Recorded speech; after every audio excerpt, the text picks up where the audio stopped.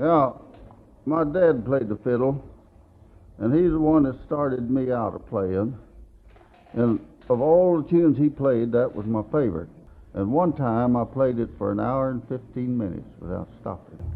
Well, here's Durang Hornpipe.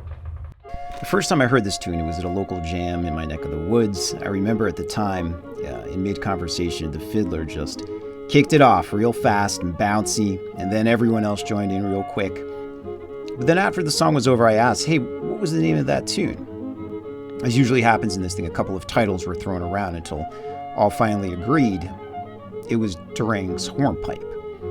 Someone mentioned it was an old Circus song, so that piqued my curiosity. A Circus song, really?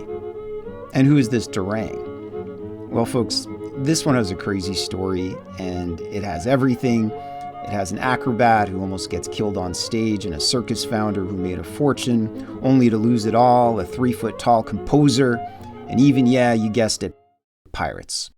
So let's go. Our story starts with America's first modern circus, founded by John Bill Ricketts, born in 1769, an English equestrian. Now, before we had Broadway or even Hollywood, the biggest public entertainment venue at the time was the Circus. Ricketts opened his main amphitheater in Philadelphia in 1793 at 12th and Market Streets. And I'm kind of bummed because I used to work around 12th and Market a while back ago and totally ignored the marker that still stands there today. So people, some advice: don't ignore your local markers. It may open up a whole world you never knew existed right under your feet. So Ricketts shows were a grand spectacle, blending daring trick riding on horseback, acrobatics, and even the debut of America's first circus clowns. Ricketts' establishment was so popular that it attracted high society, with George Washington himself being a frequent patron, and he loved watching it. Now enter one man, John Durang, born in 1768. He was a foundational figure in American performance. Durang was the first native-born American professional dancer of note, a celebrated actor and acrobat known across the northeastern U.S. for his spectacular solo performances of the Hornpipe, a fast and energetic dance that he had learned from a Frenchman. You're watching right now a clip of a more recent rendition of Durang's famous Hornpipe dance. Now, Durang needed an original song for his dance, so in 1785, a tune was composed expressly for his act in New York by his violin teacher, one Mr. Hofmeister.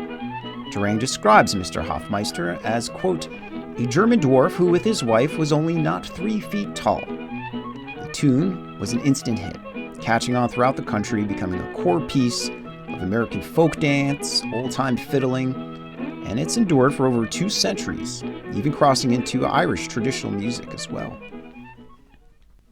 Now, Durang vividly states in his own memoir that life on the American stage was physically demanding and sometimes dangerous. In one notable instance, Durang, I guess to honor his violin teacher, was performing his popular dance, which required him to put on a large mask and costume of, yes, a dwarf. Barely able to see anything from inside the mask, he mistook the stage lights for the exit lights and accidentally stumbled and fell over the protective barriers. As he fell, he landed on some spikes, which pierced him right through his left thigh and calf.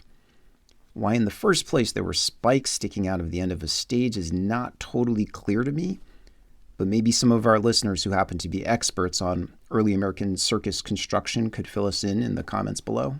Durang recounted being left impaled and just hanging there, while the audience looked on stunned and bewildered, not sure if this was part of the act, until finally a colleague thankfully pulled his leg free.